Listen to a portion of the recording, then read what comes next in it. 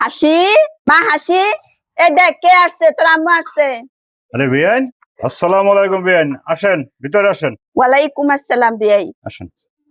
তো কেমন আছেন বিয়াই? ভালো আছি। আপনি নাকি কচু পছন্দ করেন, তাই আমার ক্ষেতে টাটকা কচু আপনার জন্য আনছি। বিয়াই ধরেন। এইসবের কি দরকার ছিল?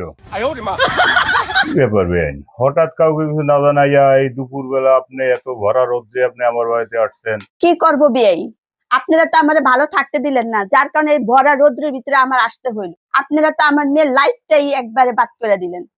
এটা কি ধরনের কথা? আপনাকে কে বলছে যে আমরা আপনার মেয়ের জীবন নষ্ট করে দিচ্ছি?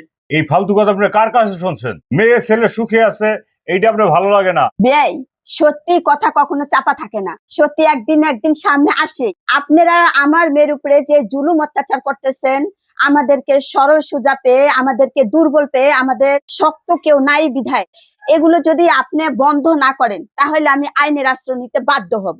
শোনেন, আপনাদের মতো মায়ের কারণে অনেক মেয়ের সংসার ভাঙে। আপনার মেয়ে আপনাকে ফোন করে কি বলছে সেইটা আপনি শুনে আমার কাছে আপনি কিছু না বলে আপনি চলে আসছেন। আমার কাছে একবার আলাপ আলোচনা করতেন যে বিয়ে কি হয়েছে বা কি বিষয়। এটা কেমন ধরনের কথা যে আপনি আইনে আশ্রয় নেবেন?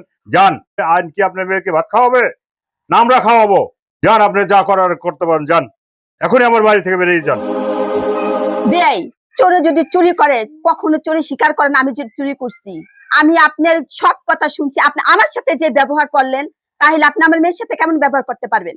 আপনার এত অপমান সহ্য করার পর কি এক সেকেন্ড আপনার ঘরে থাকার মতো মন মানসিকতা আমার নাই? ছি!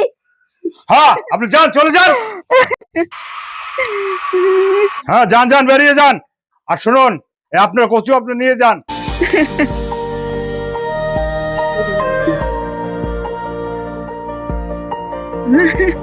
আজকে যে হলে শাকিব খানের ছবি দেখলা, কেমন লাগে? অসাধারণ, অনেক সুন্দর লাগছে। তুমি তো শাকিব খানের থেকেও অনেক সুন্দর।